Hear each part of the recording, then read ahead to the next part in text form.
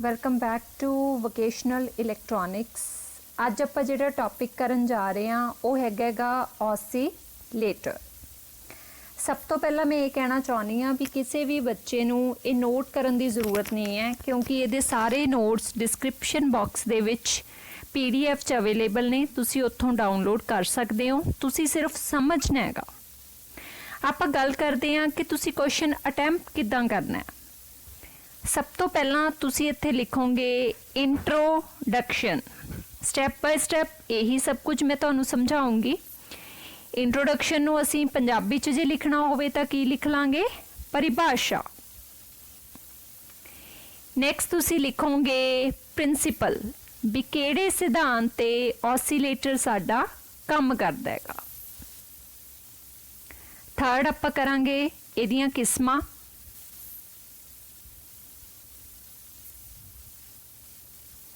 Fourth is advantages, लाभ। पंजवां हैगा इहदे यूज, वरतों, भी ऑसीलेटर कित्थे कित्थे वरते जांदे नेगे। मैं एक चीज़ होर कहना चाहनी हाँ, जिहड़ा मैं टॉपिक तुहानू दस रही हाँ ये मैं सिर्फ मान लो कि ऑसीलेटर की ABCD दस रही हाँ। ऑसीलेटर एक बहुत ही वास्ट टॉपिक है, मैं सिर्फ उन्ना ही तुहानू समझा रही हाँ जिन्ना +2 वोकेशनल दे विच रिक्वायर्ड है। सब तो पहला आप गल करते हैं परिभाषा इंट्रोडक्शन दी। देखो ये सारे हैडिंग मैं इंग्लिश च भी लिखे हैं, पंजाबी च भी लिखे हैं।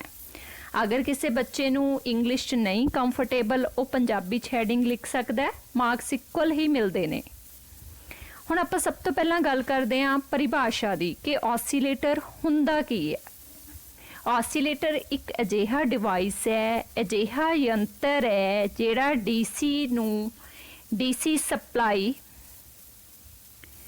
तो AC सिग्नल पैदा करता है। भाव ये सानू की पैदा करके दिंदा है? ऑसीलेशंस, तिरंगा पैदा करके दिंदा है। ऑसीलेटर है जिहड़ियां तिरंगा सानू पैदा करके दिंदा है वो बहुत ही वाइड रेंज है, भाव छोटी फ्रीकुएंसी लो फ्रीकुएंसी तो लैके हाई फ्रीकुएंसी तक दे ये सानू ऑसीलेशंस दिंदा हैगा। ਜਿਹੜੀਆਂ ऑसीलेशन से पैदा करूगा वो डिफरेंट हो सकदियां ने, जिमें कि वो साइन वेव भी हो सकती है, वो ट्रायंगुलर वेव भी हो सकती है, वो स्केयर वेव भी हो सकती है, या होर भी वेव फॉर्म्स हो सकदियां ने। इन शॉर्ट च आपां कहांगे कि ऑसीलेटर एक अजिहा यंत्र है जिहड़ा DC सप्लाई तो AC सिग्नल पैदा करदा है, भाव ऑसीलेशंस पैदा करदा है।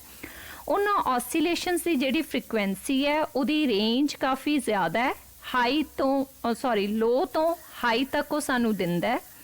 ये ऑसीलेशंस किसी भी फॉर्म च हो सकदियां ने, साइन वेव भी हो सकती हैं, ट्रायंगुलर भी हो सकती हैं, स्केयर भी हो सकती हैं, या इस तो बिना भी हो सकती हैं। तुसी इंट्रोडक्शन दे विच सिर्फ इन्ना लिखना है, यह सफिशिएंट है। नैक्सट एक चीज़ होर है, जिहड़ा ऑसीलेटर है वो बिना किसी इनपुट ते सानू लगातार ऑसीलेशंस दिंदा है। इहदे विच कोई भी इनपुट नहीं दित्ती जाती, पर फिर भी ये सानू लगातार ऑसीलेशंस पैदा करके दिंदा है। हुण आपां अगला फर्स्ट कवर हो गया। नैक्सट आपां करांगे प्रिंसीपल। ये किहड़े सिद्धांत ते काम करदा है? इहदे विच ना एक एंपलीफायर लग्गिया हुंदा है। एंपलीफायर नू असीं A नाल रिप्रजेंट करदे हां। इत्थे सानू मिलदी है आउटपुट। ऑसीलेटर दे विच की लगे हुंदे ने? ट्रांजिस्टर। ट्रांजिस्टर नू किहड़ी सप्लाई दे? भाव DC सप्लाई। जदों इहदे विच लगे ट्रांजिस्टर काम करना शुरू करदे ने, एंपलीफायर सानू ऑसीलेशंस देन लग पैंदा है। पर अगर ये सानू ऑसीलेशंस दऊगा, क्योंकि इनपुट इहदे विच कोई नहीं हैगी, वो ऑसीलेशंस किद्दां दियां होणगीਆਂ? वो ऑसीलेशन सानू इदां दियां मिलणगीਆਂ जिन्हां दा जिहड़ा मान है ना, एंपलीट्यूड है, वो घटदा जाऊगा, रिड्यूस हुंदा जाऊगा। इट मीन सानू इदां दा सर्किट जिहड़ियां ऑसीलेशंस पैदा करके दऊगा वो डैम्प्ड ऑसीलेशंस ने, जिहदा मान हौली हौली घटदा जांदा है, फिर ये 0 हो जाऊगा। बट सानू इदां दियां ऑसीलेशंस नहीं चाहीदियां। फिर असी की करते हैं, असी एंपलीफायर दे नाल इत्थे एक फीडबैक सर्किट लगा दिन्ने आ, ਜਿਹਨੂੰ ਅਸੀਂ ਬੀਟਾ ਨਾਲ ਰਿਪਰੈਜ਼ੈਂਟ ਕਰਦੇ ਹਾਂ ਪੋਜ਼ਿਟਿਵ ਫੀਡਬੈਕ। ਇਹ ਪੋਜ਼ਿਟਿਵ ਫੀਡਬੈਕ ਅਸੀਂ ਐਂਪਲੀਫਾਇਰ ਨੂੰ ਦੇ ਦਿੰਨੇ ਆ। ਇਟ ਮੀਨਸ ਆਊਟਪੁੱਟ ਦਾ ਕੁਝ ਹਿੱਸਾ ਵਾਪਸ ਐਂਪਲੀਫਾਇਰ ਨੂੰ ਦੇ ਦਿੱਤਾ ਜਾਂਦਾ ਹੈ। ਇਹਦੇ ਨਾਲ ਕੀ ਹੋਏਗਾ, ਜਿਹੜੀਆਂ ਸਾਡੀਆਂ ਔਸੀਲੇਸ਼ਨਸ ਹੁਣ ਪੈਦਾ ਹੋਣਗੀਆਂ ਨਾ ਉਹ ਇਦਾਂ ਦੀਆਂ ਮਿਲਣਗੀਆਂ, ਭਾਵ ਉਹਨਾਂ ਦਾ ਮਾਨ ਰਿਡਿਊਸ ਨਹੀਂ ਹੋਊਗਾ। ਇਹਨਾਂ ਨੂੰ ਅਸੀਂ ਕੀ ਕਹਾਂਗੇ, ਅਨਡੈਂਪਡ ਔਸੀਲੇਸ਼ਨਸ। ਅਨਡੈਂਪਡ ਔਸੀਲੇਸ਼ਨਸ। अगर असी फीडबैक सर्किट नहीं लाते तो ये जीरो हो जाएगियां, साडे यूज च नहीं आउंदियां। इन्हां नूं कहा जांदा हैगा डैम्प्ड ऑसीलेशनस। लेकिन साडी रिक्वायरमेंट हुंदी है भी जिहड़ियां ऑसीलेशन मिलन उन्हां दे जिहड़ा एंपलीट्यूड है वो स्टेबल रहे। इहदे लई असी एक पॉजिटिव फीडबैक सर्किट लगा दिंने आ। आउटपुट का कुछ हिस्सा वापस एज ए इनपुट साडे एंपलीफायर नूं मिलदा है।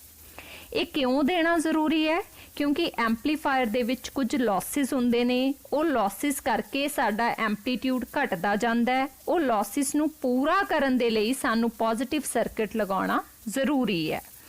इट मीनस साडा जिहड़ा ऑसीलेटर है वो किहड़े सिद्धांत ते काम करदा है, उहदे विच एक एंपलीफायर लग्गिया हुंदा है, एक फीडबैक सर्किट लग्गिया हुंदा है।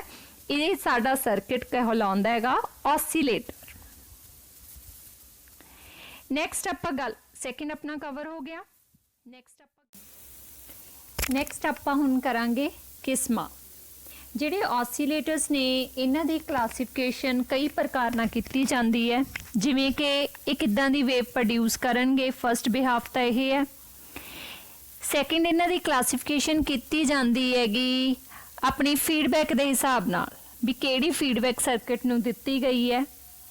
थर्ड इहदी क्लासिफिकेशन हुंदी है जिहड़े कंपोनेंट्स इहदे विच यूज़ कीते गए ने उस बेसिस ते। फोर्थ इहदी क्लासिफिकेशन हुंदी है भी जो ਇਹ वेवफॉर्म या ऑसीलेशनस प्रोड्यूस करनगे उन्हां दी फ्रीकुएंसी की है, लो या हाई। अकॉर्डिंग टू सिलेबस आपां जिहड़ियां किस्मां दी क्लासिफिकेशन करांगे वो on the behalf of frequency करांगे। इहदियां टाइप्स की ने, एक हैगी है लो फ्रीकुएंसी दी, एक हाई फ्रीकुएंसी ऑसीलेटर हुंदे हैं। ਜਿਹੜੇ लो फ्रीकुएंसी ऑसीलेटर हुंदे हैं उन्हां दे विच ਜਿਹੜੇ कंपोनेंट यूज़ हुंदे ने ਉਹ ਹੁੰਦੇ ਨੇ register, capacitor, RC basis. High frequency ਲਈ ਜਿਹੜੇ कंपोनेंट्स यूज़ ਹੁੰਦੇ ਨੇ ਉਹ ਹੁੰਦੇ ਨੇ LC, इंडक्टर, ਕਪੈਸਿਟਰ। ਆਪਾਂ मैं ਤੁਹਾਨੂੰ ਇੱਕ ਦਿਖਾ ਦਿੰਨੀ ਆ, ਨੋਟਸ ਦੇ ਵਿੱਚ ਵੀ ਮੈਂ ਇਹ ਮੈਂਸ਼ਨ ਕੀਤਾ ਹੋਇਆ ਹੈ। ਆ ਸੀਗੀਆਂ ਇਸ ਦੀਆਂ ਕਿਸਮਾਂ low frequency and high frequency. Low frequency दे विच किहड़े किहड़े ऑसीलेटर आउंदे ने, RC phase shift, Wien bridge, tune collector. High frequency विच Hartley, Colpitts, Clapp and crystal oscillator. ये सारियां टाइप्स मैं नैक्सट वीडियोज़ दे विच कवर करांगी, ये अपने सिलेबस का एक पार्ट ने। हुण आपां गल करदे हां इस दी एडवांटेजेस बारे। देखो लाभ की ने, सब तो पहला हैगा कि ये साइज विच बहुत छोटे हुंदे ने, जिन्ना करके इन्हां तो बनिया होया जिहड़ा सर्किट है उहदा आकार भी छोटा हुंदा है। आसानी नाल ऑसीलेटर्स नूं एक जगह तो दूसरी जगह ले जा सकते हाँ। नैक्सट इन्हां दी कीमत बहुत ही घट है ते इन्हां दा भार भी घट हुंदा है। ये लंबे समय लई वरते जांदे ने। इन्हां दा जीवन काल बहुत ही लंबा हुंदा है क्योंकि इन्हां दे विच कोई भी रोटरी पार्ट नहीं है, कोई भी घुम्मण वाला कंपोनेंट नहीं है, जिहदे करके इन्हां दी लाइफ लॉन्गर हुंदी है। एक जिहड़ी ऑसीलेटर्स दी आउटपुट है उन्हां दी फ्रीकुएंसी नूं असीं आसानी नाल बदल सकदे हां। जिहड़े इहदे विच कंपोनेंट लगे होए ने रजिस्टर, कैपेसिटर या फिर इंडक्टर, कैपेसिटर, उन्हां दी अगर आपां वैल्यू चेंज कर दांगे तां आउटपुट दी फ्रीकुएंसी असीं अपनी रिक्वायरमेंट दे अकॉर्डिंग चेंज कर सकते हां। नैक्सट है यह मार्केट दे विच छोटी तो लैके वड्डी फ्रीकुएंसी भाव लो तो लैके हाई फ्रीकुएंसी तक दे सानू आसानी नाल मिल जाते हैं। पॉइंट 6 इन्हां विच शोर नहीं हुंदा क्योंकि इस दे विच कोई रोटरी पार्ट नहीं है, कोई मूवमेंट नहीं है, इस करके नॉइज़ नहीं हुंदी ऑसीलेटर्स दे विच। 7 पॉइंट है एफिशिएंसी वध है।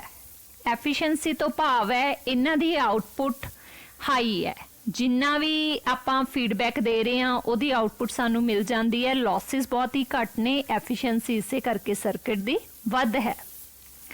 लास्ट आपां करांगे वरतों।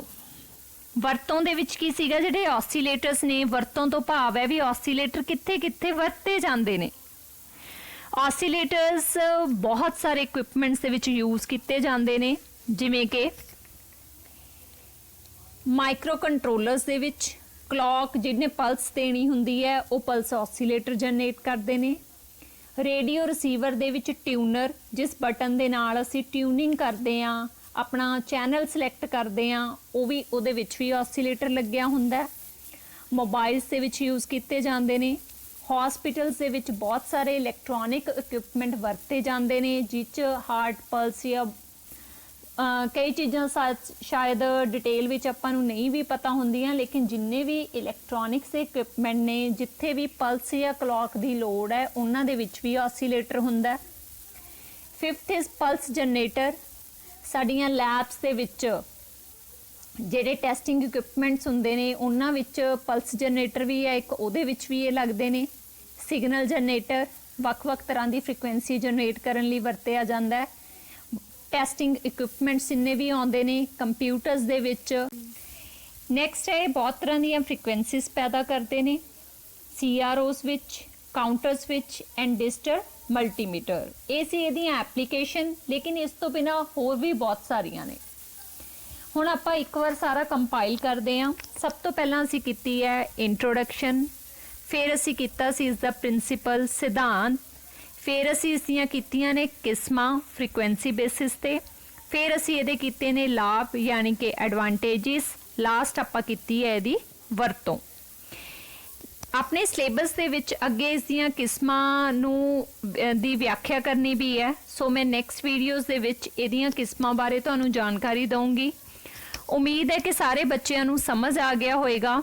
ਇਸ ਤੋਂ ਬਿਨਾਂ ਅਗਰ ਕਿਸੇ ਸਟੂਡੈਂਟ ਨੂੰ ਕੋਈ ਡਾਊਟ ਹੈ ਤਾਂ ਉਹ ਕਮੈਂਟ ਬਾਕਸ ਵਿੱਚ ਕਮੈਂਟ ਕਰਕੇ ਪੁੱਛ ਸਕਦਾ ਹੈ। ਅਗਰ ਕਿਸੇ ਟੀਚਰ ਦੀ ਕੋਈ ਸੁਜੈਸ਼ਨ ਹੈ ਜਾਂ ਕੋਈ ਕੁਐਰੀ ਹੈ ਤਾਂ ਉਹ ਵੀ ਮੈਨੂੰ ਕਮੈਂਟ ਬਾਕਸ ਦੇ ਵਿੱਚ ਆਪਣਾ ਮੈਸੇਜ ਕਰ ਸਕਦੇ ਨੇ। ਹਜੇ ਤੱਕ ਜਿਨ੍ਹਾਂ ਨੇ ਚੈਨਲ ਨਹੀਂ ਸਬਸਕ੍ਰਾਈਬ ਕੀਤਾ ਉਹ ਕਰ ਸਕਦੇ ਨੇ ਤਾਂ ਕਿ ਨੈਕਸਟ ਵੀਡੀਓਜ਼ ਤੁਹਾਨੂੰ ਮਿਲਦੀਆਂ ਰਹਿਣ। ਸੋ ਮਿਲਦੇ ਹਾਂ ਨੈਕਸਟ ਵੀਡੀਓ ਵਿੱਚ।